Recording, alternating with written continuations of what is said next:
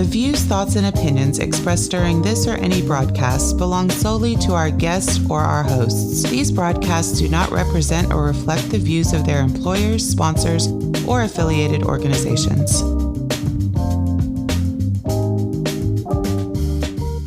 You are listening to the I Want to Speak to the Principal podcast with your host, Dr. Micheal Milstead and William Jeffery. It's where education is. So sit back, relax, and enjoy another episode of I Want to Speak to the Principal.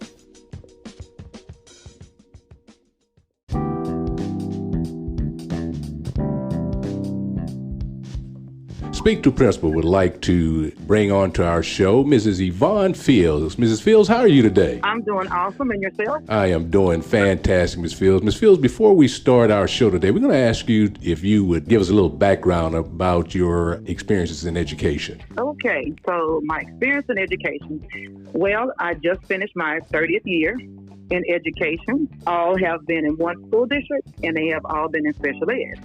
I started out, of course, as a special ed teacher at one campus, which I was there for about 18 years. Actually, half of those years were spent under the awesome leadership of Dr. Micheal Milstead, actually. Checks in the mail, Ms. Feilds. Checks in the mail. Thank you, ma'am. So as I was there at this particular campus, I also continued my education, and I received an additional 2 masters. One of them was in curriculum and instruction. The other one is educational leadership. And so while teaching there, I received a promotion, and I became a special ed facilitator.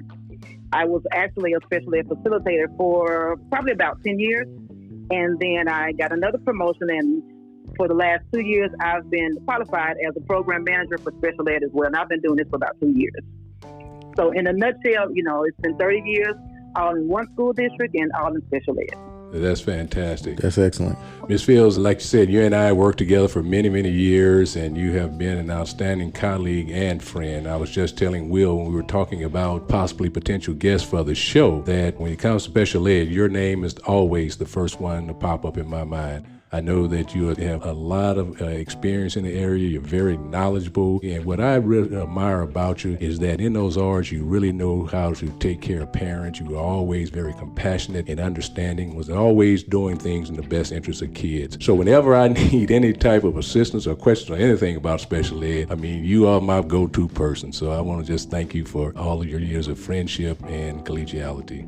Well, I want to thank you for also putting your trust in me as well, too. The thing is, I don't have all the answers, but the way I see it is, guess what? If I don't have the answer, I know who to go to get the answer. So, I'm reading up on special ed all the time because you know what? In special ed, things change from day to day. So. Yeah, absolutely. And with that being said, we're in this COVID-19 era now of education, Mrs. Feilds. So I have just a few questions for you. My first one is, since COVID-19 schools closures, how are special ed arts being conducted? That's an involved question, but let me try my best to answer that. So as far as our arts being conducted, I guess you can say we're still conducting art in the same format that we were doing prior to COVID. However, everything right now is being done virtually. Mm-hmm. Our district is fortunate to have what we call art facilitators, and those are the personnel that will conduct all of the art. Now, because of the COVID-19, of course, everything's done virtually. So our special ed admin and also we have some of our district administrators are helping to conduct those arts as well. So what we did is we've kind of met together and developed some electronic forms that we're going to use while we're developing these arts. And so one of the first things that we have asked our art facilitators to do is to share with our teachers what we call a continuity plan.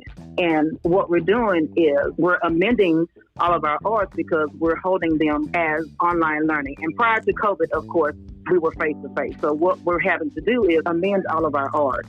Okay. And so we're going at this as a team approach. And I want to say that as of last Friday, I think we were probably close to being 100% of having all of our amended arts completed. Wow, that's excellent. And so what we're doing prior to those arts is we are holding staffings at campuses, and we're looking at the art information prior to COVID. And then we're trying to decide which services can be implemented at home by parents and students. And from that, we'll call parents, and then we'll have our virtual arts. And then as an art committee, we'll agree on what we're going to do as far as the online learning is concerned until we're back face-to-face.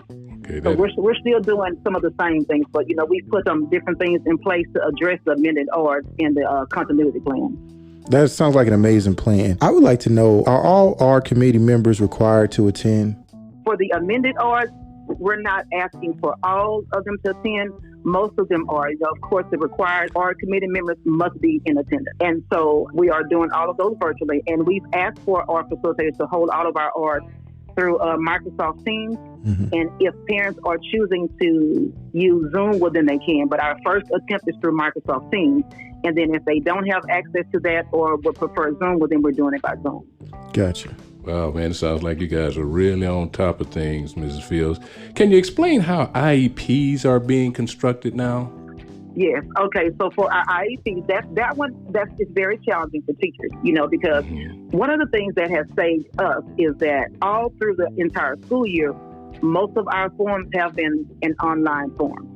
So it was a must that we had to recreate or even create to be compatible to the online learning. So they're still collecting data from all of the teachers electronic. Most of them are using Google Docs to where, say, for instance, for student A, all the teachers of student A has access to that. And so on a daily basis, they're updating and putting in information based on if it's IEP objectives, if it's based on accommodations. All of those are being recorded by each teacher, whoever is providing those services. Also, what we've done is for our accommodations log, because of the online learning, we have adjusted our accommodations log. So if teachers are documenting accommodations, it's only the accommodations that we've agreed upon in our virtual ARD just for the online learning piece. As far as the in-class support, we're still documenting that. Those things are really being done, like teachers, general ed and special ed teachers are collaborating on.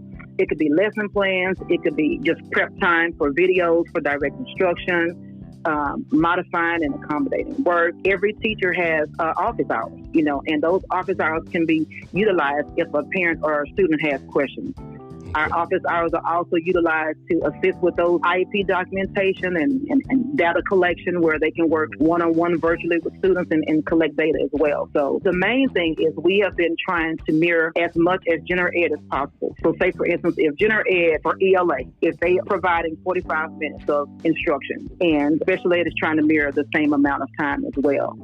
One of the things that we are using for our instruction is every general ed teacher has a course in Schoology. So we're using Schoology. And so every general ed teacher has given our special ed teachers access to their Schoology course. And so from there, that allows our general ed and special ed teachers to work together in collaborating so we can make sure that all of our students are being successful. Wow. That is a nice, congruent process you guys got going on right there. How do you see the future of special ed services under the COVID-19? Okay, so I spend a lot of my time talking with my team. I have 4 specialists that work with me. And of course, all of us work with our parents and teachers and administrators of all of our campuses. And, I spend the majority of my time telling people that we're going to get through this if we work together. Right. And the thing about special ed is our students are already struggling. That's why they have this disability. And so we have always been abreast of giving students what they need to be successful. And we're going to continue to do that. And so the online piece is going to be a challenge, or it has been a challenge for our students. And what we've been seeing is our special ed admin, teachers, and administrators are going over and beyond to work more and more by providing parent coaching. It's going to always start with parent coaching because a lot of our kids are good or they're technology savvy, but still we have some that need that extra push on how to access the online learning piece. So one of the things that we spend a lot of time doing is the parent coaching piece, trying to help them get adjusted to the online learning, helping them create routines and schedules for students. So that's one piece. We're going to have to continue with the future with special ed is providing coaching for parents. The other thing is providing resources. On our district website, we have a list of parent and student resources that parents and students can access at all times. So I think providing more of that is going to help our special ed students and parents as well. In addition to the parent coaching and the other resources, most of our kids are visual and they're hands-on. So we've got to provide a lot of job aids, step-by-step instruction, those visual schedules, checklists, just being available to parents. When we were face-to-face, teachers were already working from 7 to 5 or 6. And now, teachers are finding themselves working even more hours. But we're trying to push harder to make sure that parents and students understand this online process So it's just, being more involved with parents, being more involved with students. And one of the things that we have talked about is this online learning. We have to make sure that we're providing more online learning for staff development as well as online learning for parents as well. We always forget about the online learning piece for parents. Yeah. Well, they can't help their children if they don't understand how to do it. So, that's another thing. So, especially if we have a big task to do with this online learning. So we've tried to hit it, face forward. So we're going to keep on pushing, but it's something different.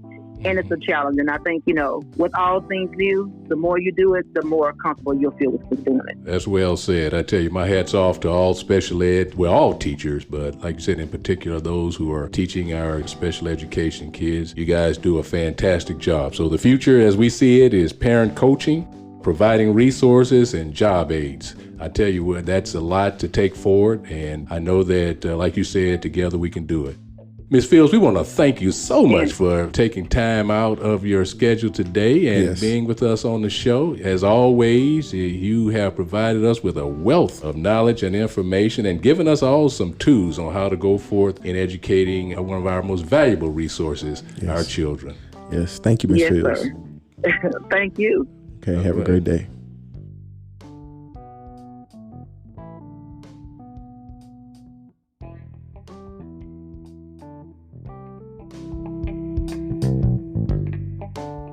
You are listening to the I Want to Speak to the Principal podcast with your host, Dr. Michael Milstead and William Jeffery. It's where education is.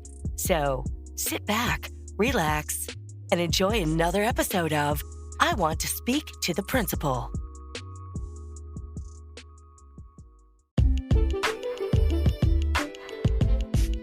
Speak to Principal would like to welcome Mrs. Lisa Moody to our show today. Miss Moody, how are you today? I'm good. Just trying to stay dry. Right in here. Yeah, it is. We got quite a bit of bad weather covering this around Southeast Texas area. Well, thank you so much for joining us today.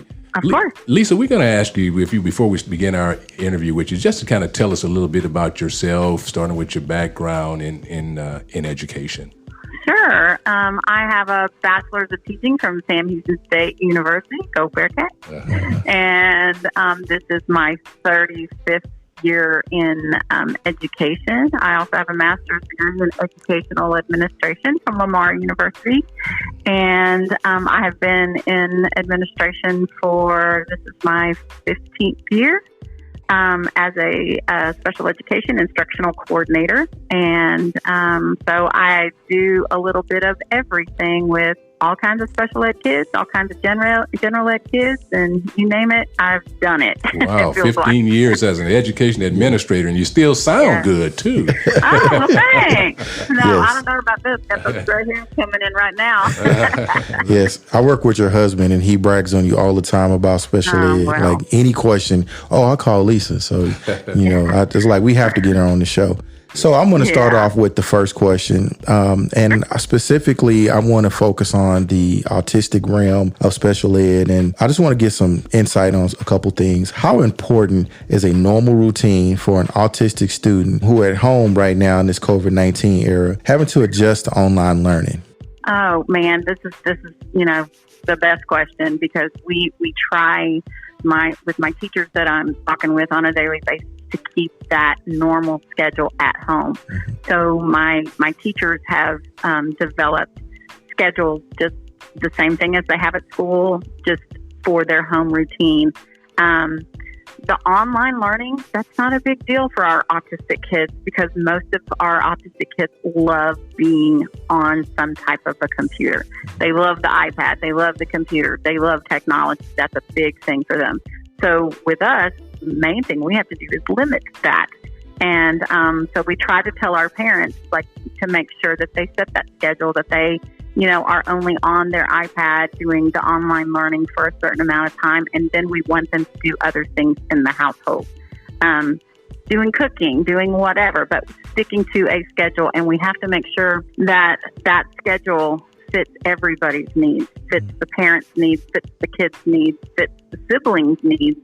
And so everybody can work together because, working with autistic kids, that schedule goes out and then we have, behavioral issues and things like that. So our kids are they love that structure. And if we can stay close to that structure, the better for everybody.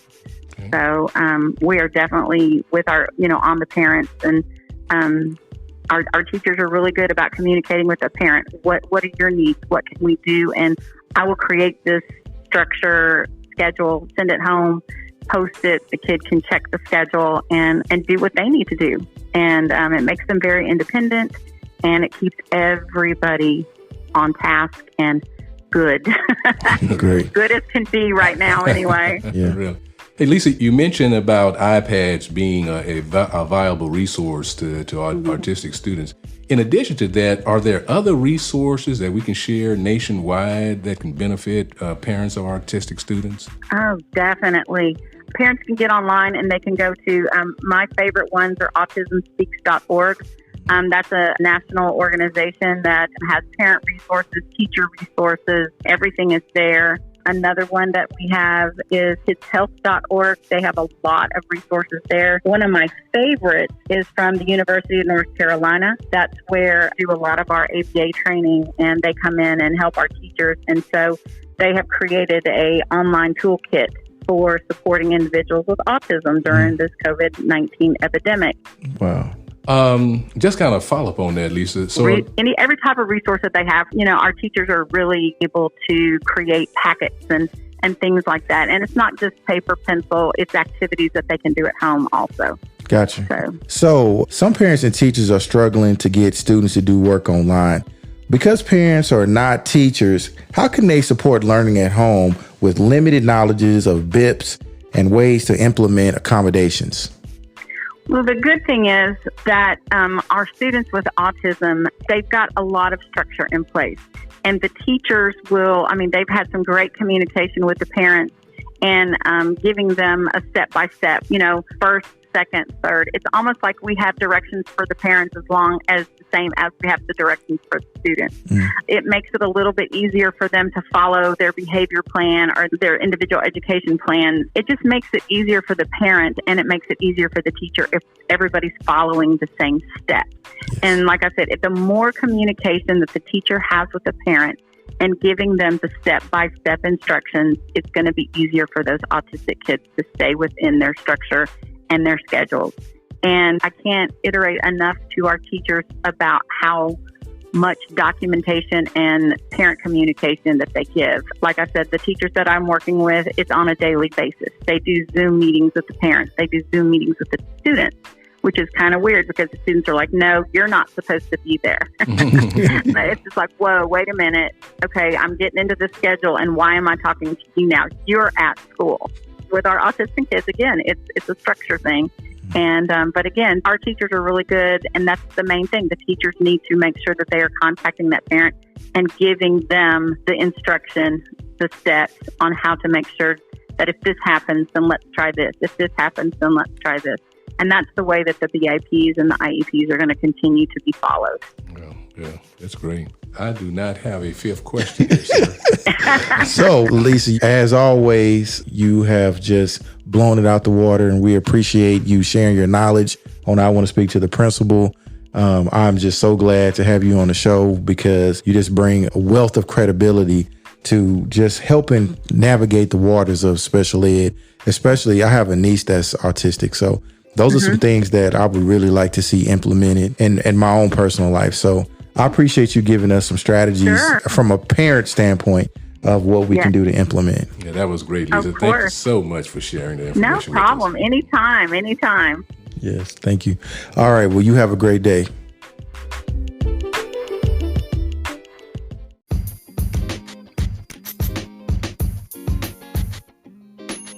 Tweet, chat with us on Twitter. Be sure to share the podcast on your favorite social media channels. Want to see some more of us? Head over and meet us on Instagram.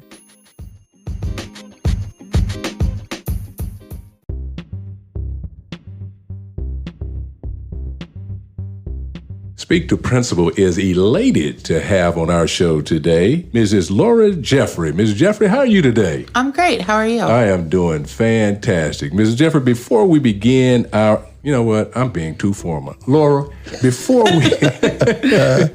we begin our interview with you today, we're just going to have you tell us a little bit about your background in education. Okay, so I've been in education now for 14 and a half years. I started in one of the largest school districts in Houston. I started in special education. I did PR. I did college and career readiness, worked in the admin building, and then I decided to bring it closer to home, where I've been working in college and career readiness and now special education for the last 6.5 years. Okay, great. Yes, there's one small piece that you forgot to mention. I don't know what that is. You have, within that time frame of the 14 years, you have found the love of your life. Oh, yes, I have. I am married with two kids and my two wonderful children and my dogs. And of course, my husband. Yeah, I love jokes. She's a jokester, so that's what I love to do it. So, Mrs. Jeffery, being a frontline educator, how has this break affected some of the teachers that you work with? It's been very difficult. It's been challenging.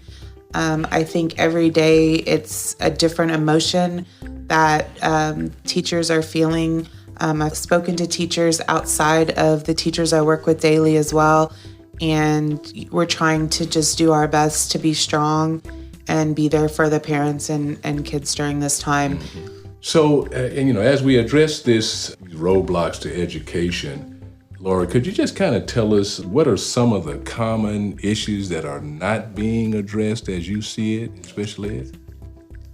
So I think that everybody in education right now is struggling with the same thing and are doing an amazing job. I think this is one of the first times in education that I've seen that teachers and principals and so forth are being given grace. And that's a huge word that we're following is grace. And I think looking at social media and watching the news and how teachers are more appreciated and thought of now. Not saying they weren't before, but I think in this situation, I think using the word grace when it comes to educators is very important. And I'm seeing a lot of that from the top down. Yeah, absolutely. Absolutely. Speaking of teachers being appreciated, in my current capacity in the school district I work in, I work with a lot of group home students and things like that. So they're now having to educate 60, 75 kids with only 3 or 4 people. And daily, they tell me how much they are gaining a greater appreciation for what teachers do on a daily basis. So I think you're right on point with everybody seeing that. Fortunately enough, all of my kids, Will, are grown and gone. So I have no online. Lucky you. I always talk about luck. Yeah. You know what? Speaking of appreciating, I could not make it without Laura. She has my children, and if you are on my Instagram, you see my kids are working at the table. She has the schedules from day one. She had their schedules planned out, their meals. And then, I come in, trying to, no, they're on a schedule. You need to leave them alone. So I'll just be looking at the dogs when I'm not doing my own work. So, well, every day I tell you, man, you married up. Yeah. Ain't no doubt. You married up, bro. Ain't no doubt about it. So anyway, God bless you. Yes, I did. I did. And I have another question for you, Mrs. Jeffery. How do you relate to parents in your role as a campus compliance coordinator in this COVID-19 era? I want to say that I'm very blessed, but I think I have more of an appreciation and can relate to them more because, one, I do work with special education on a daily basis at work, but one of our children is special ed and our other child is 504. So having to not only keep them on a schedule, but also help with their accommodations and homeschool them, as well as doing my job as an educator and then as a wife and a mother and everything. I'm able to talk to parents, and I tell them this all the time, is that, okay, let me take my educator hat off. I learned this from my principal. Let me take my educator hat off and let me talk to you parent to parent, because I too have a child that is in special education, or I do have a child that is 504. So I can relate to you on that level. And so I think being able to go through that personally has kind of helped my parents, I feel, because then they talk to me as a person or a parent, not just, oh, well, Miss Jeffrey's telling us this is how we have to do things. Right, exactly. Yeah, you do break down barriers very well. I appreciate how you are in conversation with parents. I was over listening to a conversation. I think your principal invites you to these meetings, and you guys were very personable. And I was like, man, it's rare to find support like that in special education. And I shouldn't say that. I don't really mean that people are not supportive in special education, but there was a personal feel to when her principal and her and whoever else was in that meeting, and that parent was talking, and this particular gentleman is not a native of America. And I felt warm and fuzzy from the way they interacted with that young man. I think at this time, with all the uncertainty and educators learning new roles, because everybody has a new role, and you're juggling your household and you're juggling your job. And again, that brings us back to that word grace, how it's so important. And working with special education students, that's another thing that you have to do, because now teachers not only are preparing lessons, but they have their conference times where they open up to allow students to jump on. And then we have times for parents to jump on. And, we're back into FAPE. And so therefore we can be audited and things can happen. And so we have to keep track of what accommodations that we're using for the kids, both in 504 and in special ed. And so I just think that word grace is just really, really a big word and a nice word and a helpful word during the situation. And that's just something where I work, is that we're being able to be given grace. Yeah. So this is a time of leadership. And we have conversations about leadership. And I know you have a great leader in your principal, because she gives books. Man, I was sitting in here in the studio just preparing some stuff, and the little doorbell ring came up, and so I'm looking to see somebody running from my door. So I get up and I look around the corner, and I was like, who was at the door? Her principal dropped off some cookies. Rocks. Oh, well, it was a present, I should say. Yes. It was a rock. Somebody else dropped off cookies. Somebody dropped off a rock. So I'm like, man, what's wrong? What's going on with these people? So, that leadership piece right now and grace, I think is like a theme that should be. My principal went to every single staff member's house. Took her 8 hours and a full tank of gas, and went and dropped off a note and a rock that said family on it that was engraved to every single staff member. Wow. That's powerful. And it's powerful. And just to know that we have the support, not only at my school, but other educators that I speak to in other schools and other districts. Their principals are doing different things, and just to know that we have that support, even from the top down, during this strange time, or the new normal, is really comforting to know that, yes, I can get a phone call at 4:30 and do my job, and I don't have to be at 7 to 3:50 there, where I can still be there for my children. Right, there you go. I just want to chime in on the word that you use, grace, during these times of uncertainty that we're having. It is certainly a blessing to be sitting in front of both you and your husband, and knowing that you guys have created an opportunity that we can actually reach out to many educators over the air and just talk to them about things that are going on right now, particularly with all this COVID-19, and share all this expertise and all the information. Laura, I'm just sitting here thinking, wow, how challenging that must be, not only be a special ed teacher, but be a parent of a special ed student too, all at one time. Trying to take what as a professional and trying to couple that with being a good parent, and your kids are going to say, well, hey, but you just mom, you can't be our teacher and mom at the same time. Those type of things. So, it's a lot going on, but you and your husband have provided us this opportunity to be able to reach out and share these type of stories and this information to educators, not only in the state of Texas, but across the world. Yeah. So that, in my perspective, is God's grace. So thank you, and God bless you guys. And keep on keeping on, man. We getting at this. We gonna get through this whole thing. Oh, yeah, we're gonna get through it. We're gonna get through it. Well, I would like to thank you, Lord Jeffrey, for coming on our show. Yes, ma'am. And hopefully you'll come back again. Sure thing. Okay. Hey, follow us on Twitter, Instagram, and Facebook at I Want to Speak to the Principal. You can also leave us a message on Anchor and all those voice notes can be played into our next episode. So please interact with us. We're looking forward to hearing from you.